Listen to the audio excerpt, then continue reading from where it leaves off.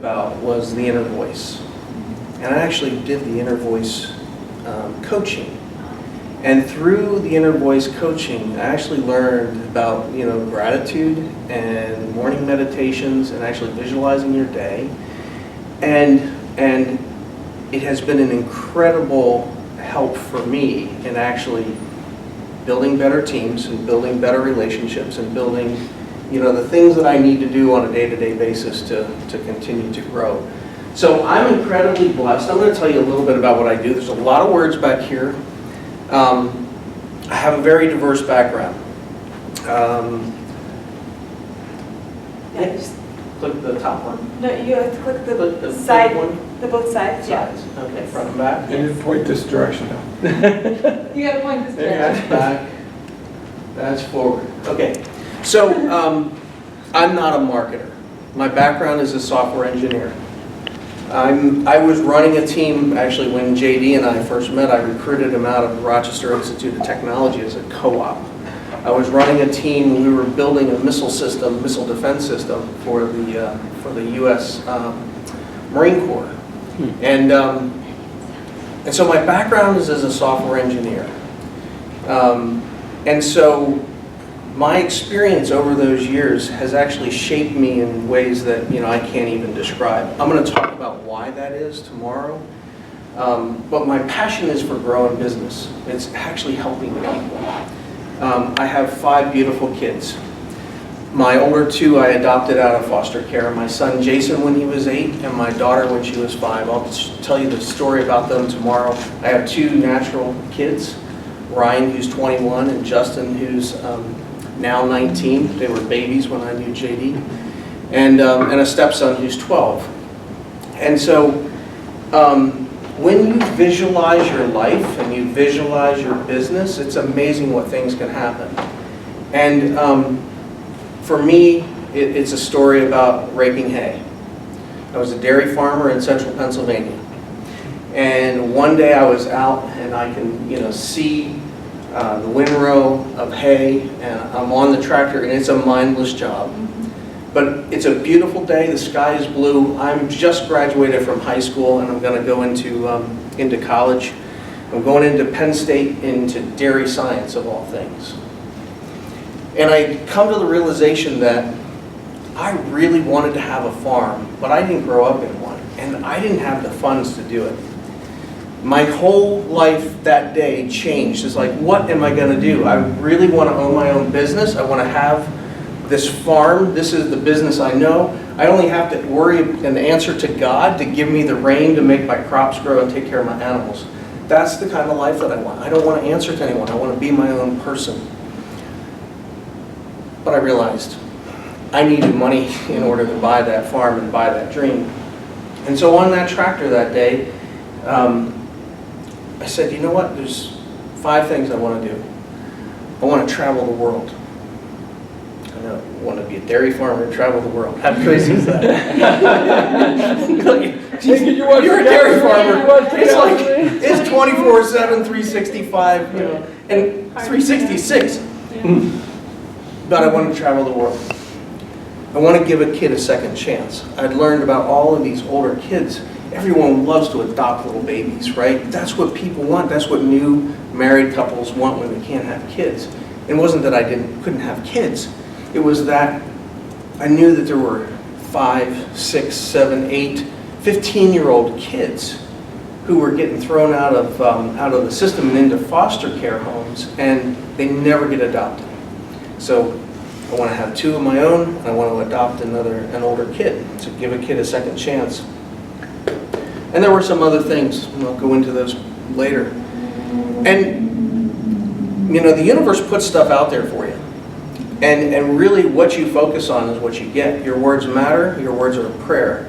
And so, for me, I had an opportunity to live in Syracuse, New York, which is about as desolate in the winter as you can imagine. I was like, I need a new opportunity. And I just happened to be at the gym, and the guy asked me, hey, how would you like to move to Australia? Really? We need a team to go to Australia. We've got this big project, this $1 billion project, And the Australian government is, it's all in a mess. How would you like to go and help us sort it out?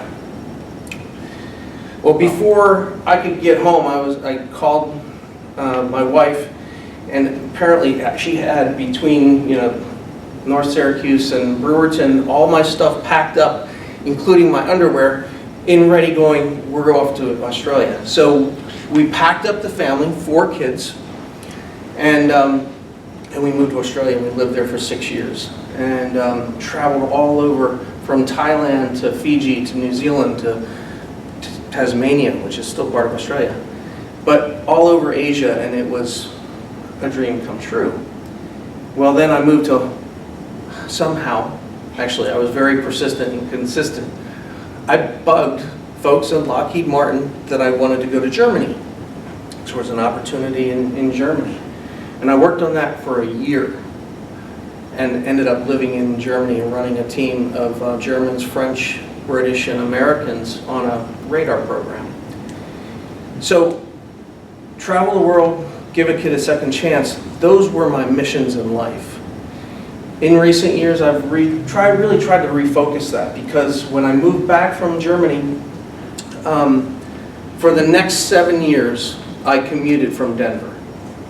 Every week, either Sunday night or Monday morning, get on a plane. 2 years to San Jose, 2 years to San Diego, a year to Virginia, and 3 years to the Czech Republic. I kid you not, every Sunday I got on a plane. I flew to Virginia, was in headquarters, and then flew to the Czech Republic in the morning. Was in my office in Pardubice, a beautiful little town in the Czech Republic, for 4 days. I'd get back on a plane to fly home because I had to get back to see my kids. And during that time, I had business in 37 countries. I signed contracts in Tajikistan. If you want to know where that is, I'll point it out to you. In Russia, in Hong Kong, in Taiwan, in Malaysia, in Namibia. Been to Namibia, signed a contract in Egypt. And so that experience has actually given me something that I feel like I need to share. I need to share with people who want to build their business internationally, who want to grow their business, but at that point I'm tired. And so I started this consulting company idea. And it just so happens you ask the universe, okay, I've been traveling for 7 years, I got 2 million miles on United. They call me Mr. Layton, that's my father's name, but they call me Mr. Layton, I'm Global Services, I'm up in the air. And I really was tired, it was time to stay home. And I had been talking to this guy about his business. And, so my founder of Data Dynamics, Brent Fankhauser, started Data Dynamics in 1999. And we started as a list broker. That means that, we have access to data from all over the country for marketing purposes. And in 2008, like many businesses, our revenue shrunk. We were doing $4 million a year, shrunk to under $1 million a year. He had to lay folks off and contract the business, and he started to build it back up. And so Brent reinvented himself on digital marketing. And so we started collecting this enormous email list. We've got over 220 million double opt-in email addresses for people across the country, 60 million addresses for business to business. And he started marketing to those people. And he found power partners to work with. He didn't want to hire the sales force. He didn't want to bring all the salespeople back in.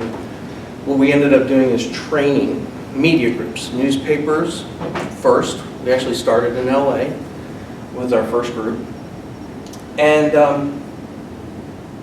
Brent really didn't, he has no college education. He had no background. He had been a restaurant owner, but no marketing background. He just knew what he needed to survive. And he said, oh, somebody will buy 20 of these, maybe, right? And that's what I need to survive and pay my bills. And it took off. And over the next couple of years, it got bigger than him, and he was tired of it. And so I'm tired of traveling. Brent's tired of running his business. He said, will you take a look at it and let me know what you think? So I consulted for 3 months gratis, said, if I can't do anything for your business, I won't even, sign up to help out, right? Don't pay me. And I looked at this business and I said, well, you've got a couple of things that I would change. Let me go back here. A couple things. So, this is tough, Mark, isn't it? So, in 2008, he reinvented himself. In 2012, when I started, we had one primary customer, one product, and 7 of the top 50 markets across the U.S., 30 media outlets. Not bad. In 2013, after 6 months of consulting, he hired me. And in 2015, we were listed on Inc. 5000. I'm going to show you what it looked like. So this is our revenue growth.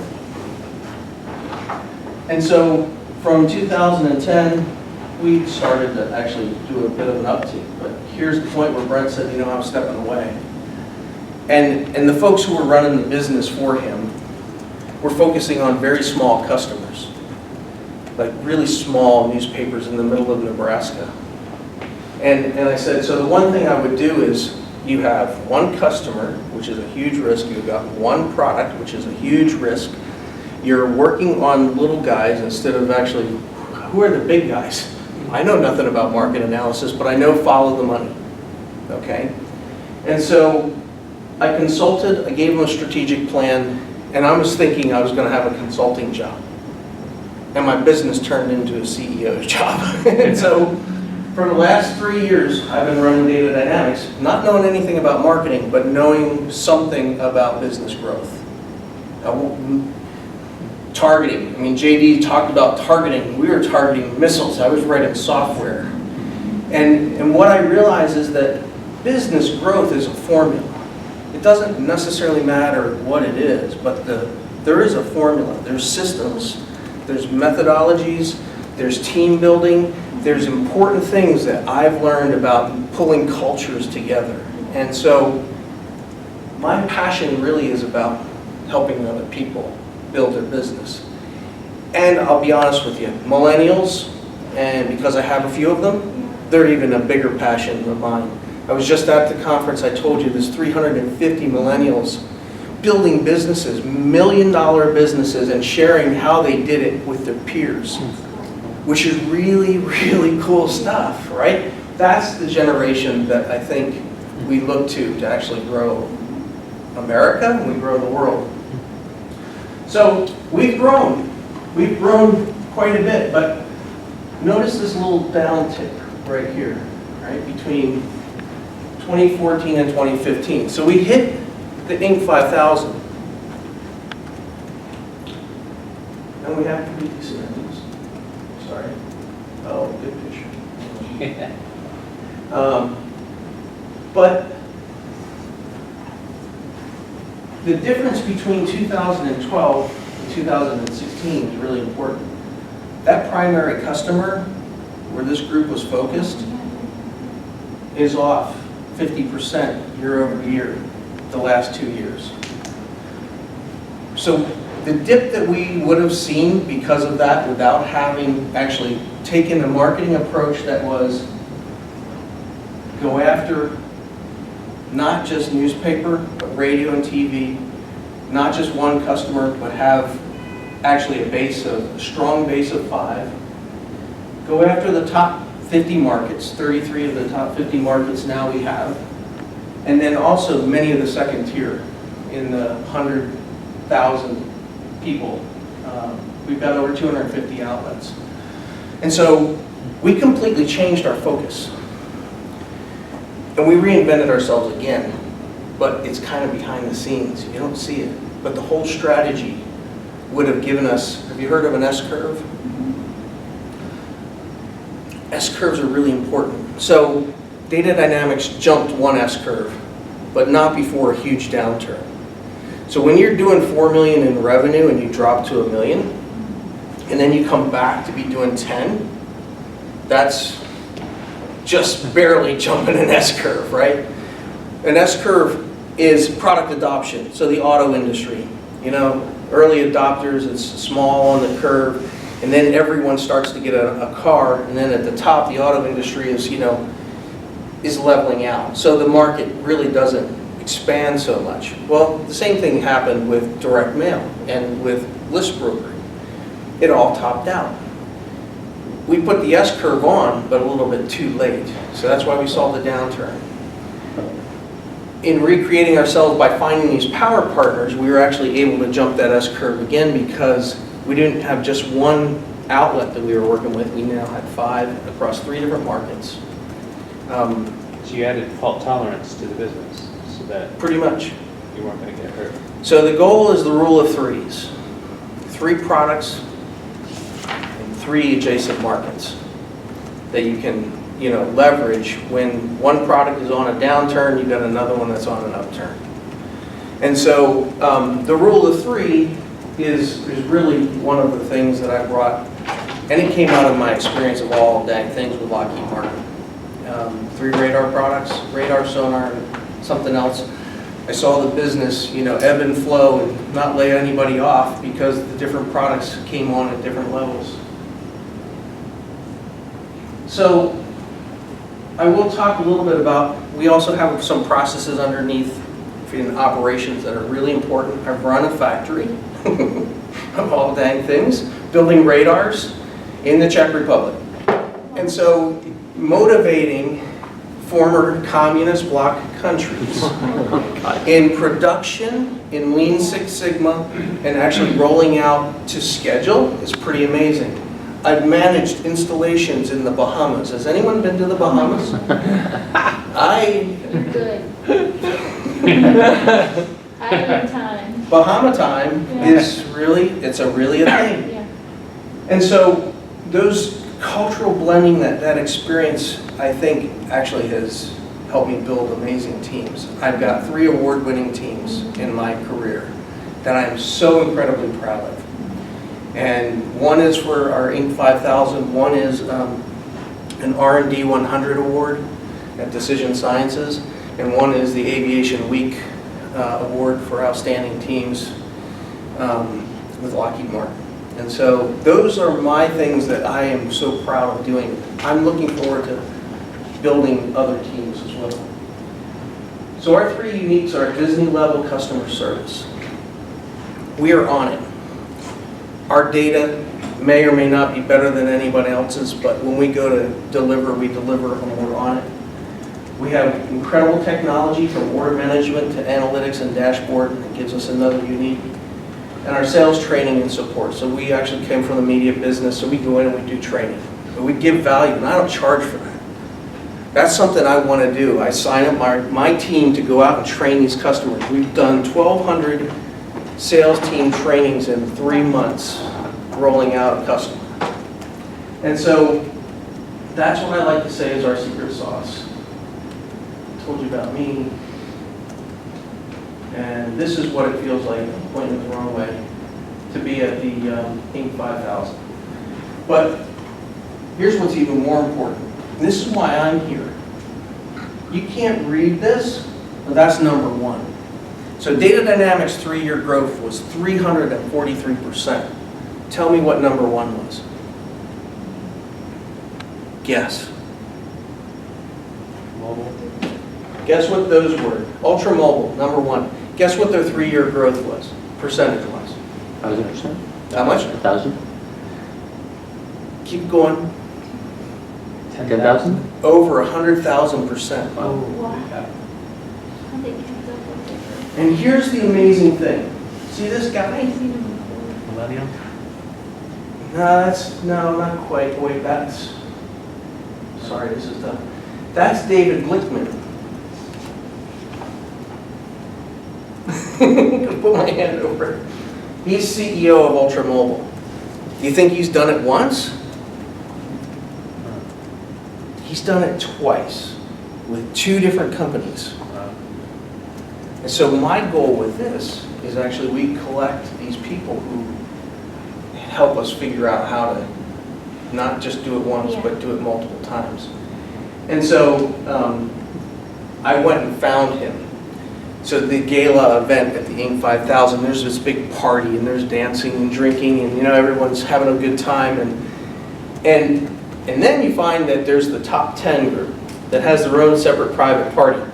And what's really strange is only 3 of the top 10 companies were there, represented, which I found astounding. Don't know why it You didn't is. tell me that. I know. You explained it. 3 of the top 10 were there. And I'm like, Show up to all events, right? What is they didn't exactly show up, right? He showed up. He's kind of got his company in his own private little place. So I walked in. It was by invitation only, and I said, I need to meet you. I really want to know how you did this twice. And he said, I'm glad to be able to tell you. He said, it's just about focus. Woohoo! Okay, thanks. He said, we plan and we focus. And he said, and nothing gets in our way. We visualize it and it happens. And it was an amazing opportunity to be able to hang out with this guy, and talk to him. It was late at night, but, figure out what the secret sauce for them was. So I feel blessed to run a company that actually has been honored this way. But I'm always wanting to know more, right? And so that's why I hang out with folks like this. This is Dan Price, Gravity Payments. Gravity was also on the Inc.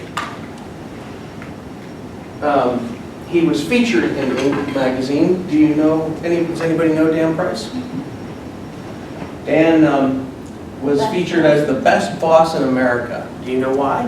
Is he the guy that That gave raised- higher, salaries? Salaries in Seattle, right? He said a minimum of 75 grand, Yeah, including himself. yeah. Okay, I heard. So he gave up his earnings to raise everyone's salary to 75,000, and they were going to go, because that was what the studies had shown is the minimum amount that somebody needs to be secure and happy with their life. And so it's really cool when you can meet people who actually are changing philosophy and also have a Kabbalistic background too. So Dan was there, and then this is what happened. So I did not work with Jill, but I met Jill through CEO Space, and I also met someone by the name of Karen Leland. And Karen we brought on as our PR firm.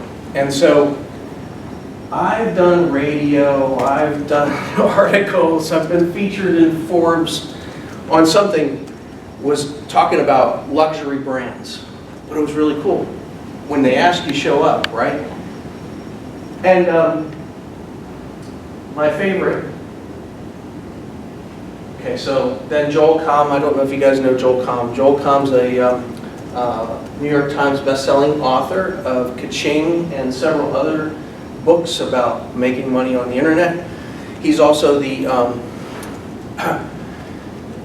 notably, the guy with the #1 app to get 1 million downloads at 99 cents a piece.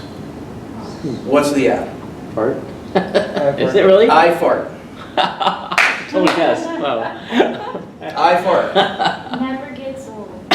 Joel lives in Denver. We hang out, and I sponsored his shenanigans this year, and it was a really cool opportunity to have a little bit of FaceTime. And then this is my shining moment. MSNBC talking business growth. And so, it does come. A lot of things come in terms of your business when you actually reach that level. It's easier to get noticed. I didn't have to go so local to be able to do this, but it's helped Data Dynamics grow and continue that trend. We get more calls off of our PR than anything else right now. And I don't know how much more I want to go through this, but when I did sit down with Brent, I talked about, there were a few things.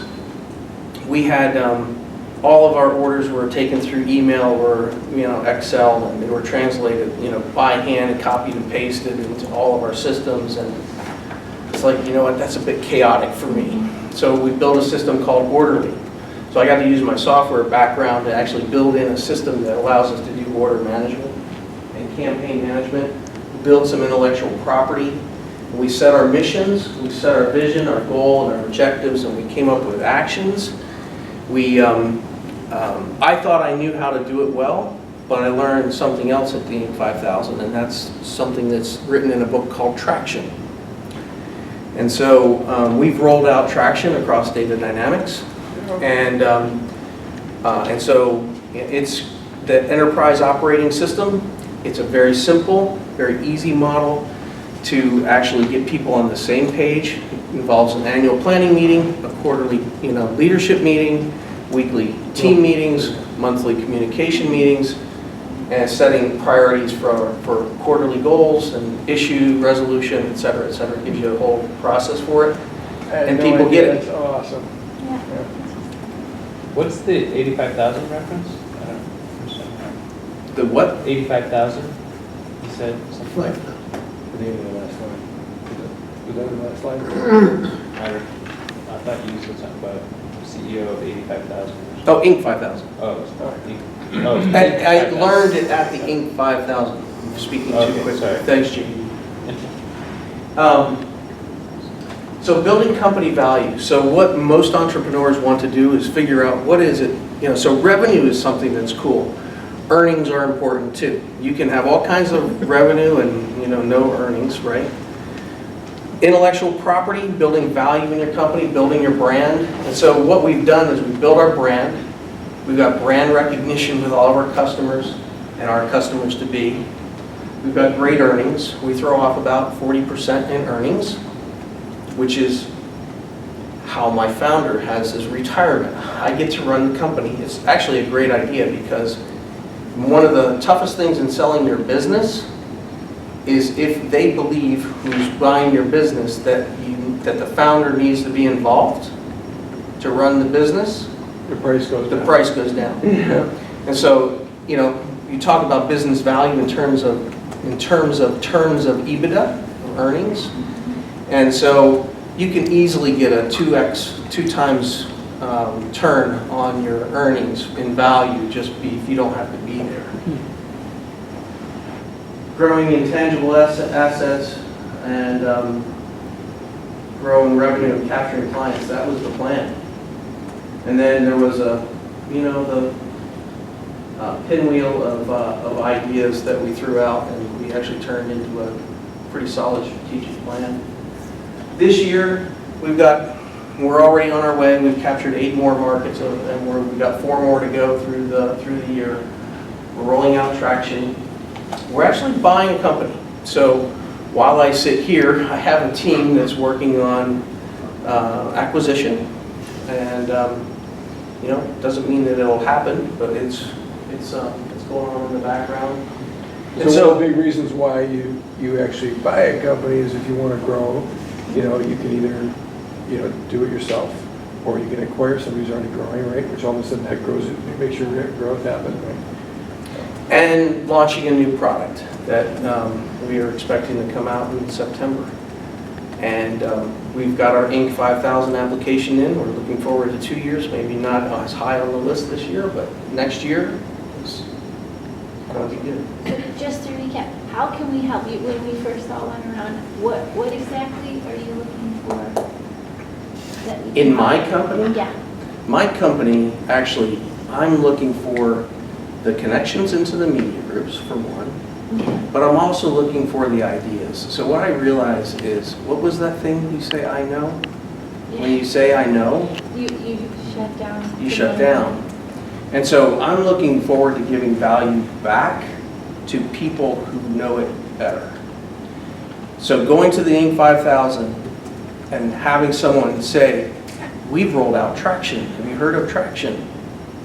The next thing I did was actually listened, because, well, JD's got some experience with my team lead skills in the past, right? It's been a long time, but I could have been someone who would not be open to any of that, because I've managed big groups, 500 people. I was senior vice president of tech ops of 7,500 people in a publicly traded company, $1.8 billion, sitting in the C-suite. everything is different, things are changing, so I'm open to hearing it, and I want to be David Glickman. Okay. So my goal is to learn as much as I can to actually grow to the next level. With this company? Yeah. Do you want to be, or the next. David Glickman, or do you want to be the mentor to people like David Glickman? That's a good question. You know, I never saw myself in this role when I started consulting. For me, at some point, I'm older. I'm not ready to retire. I'll probably never retire. But in my retirement years, I'd like to be a consultant that actually helps businesses grow. So that's longer term what I want to do. Yeah, we should talk about that. 'Cause Cool. Also, percentages can be skewed, so 100,000%. What was the basis? Right, for our penny is. Because who cares if your basis is $10? Yeah. 100,000%, it might be smaller than what you were doing. Exactly. Yeah. Unfortunately, it wasn't. He was doing something like Billions? 50 to 100 million in revenue. Okay. So they actually also have a number of years you can be going and a certain dollar amount that you can be making during the time. Yeah. And this was the second year he did it, which means. No, actually, so it was the second time he was number one, Right. but two different companies. Oh, it's two different, I thought the previous year he was. No, he But that was was the number second time he was number one Oh. with two different companies. But that was number one in growth rate, right? Yeah. Right. In your visualization, when you guys listen? Yeah. You know, and Right. like, where do you see that award, put the award that you're in there? I mean, number one spot, and you think, So It's hard to read. join us on the journey. yeah, it's, And I got an ebook that's called Building Your Digital Marketing Machine that is my name on it, but it really is my team that's actually built this. And so it talks, you know, it's an executive desk reference. It just gives you a quick overview of all the different channels and how to do the planning, what's important in the foundations. We see many business owners come in and want to run an email campaign and they don't even have a website to send it to, so. so you're looking for business owners to come to you, so you can help their businesses grow. You know, I think what I've learned is I put out an intention that something amazing is going to happen. And I find, you know, just incredible people along the way, and they help shape the journey. I didn't know I was going to Australia when I said I was going Right. to travel the world. I had no idea. I get it. So Yeah. it's a matter of exciting. when it comes up, you Yeah. take the risk, you take the chance, and great things happen. That's awesome. So is, Thanks. can you say again, like, I guess like you're looking for companies that, to partner with? For your, so this back-end solutions depending for on what what you it provide is, here, if for we're example? talking data dynamics, Mhm, yeah. I'll give you as an example. There's a very large media company called Digital First Media. They're headquartered in Denver, but they've got the Los Angeles News Group, Bay Area News Group, so they're part of the Mercury News is a DFM property. Okay. Twin Cities, 21st Century. That was our first customer. Those are the ones who are off right now. And so we work with those groups because we train their salespeople. And so I don't necessarily expect that I'm going to find somebody who is a C-level exec in Digital First, okay? But I do expect that it's publicity. I walked into this room to tell you who I am because I think that, you know, we can help each other. I can help you, you can always help me. Cool. And I learned, you know, cooperation is so much better than competition. Yes. And there is a new word for that. which is Cooptation. coopetition. Coopetition. Love it. I like that. Co-op. Nice. Awesome. Thanks, Mike.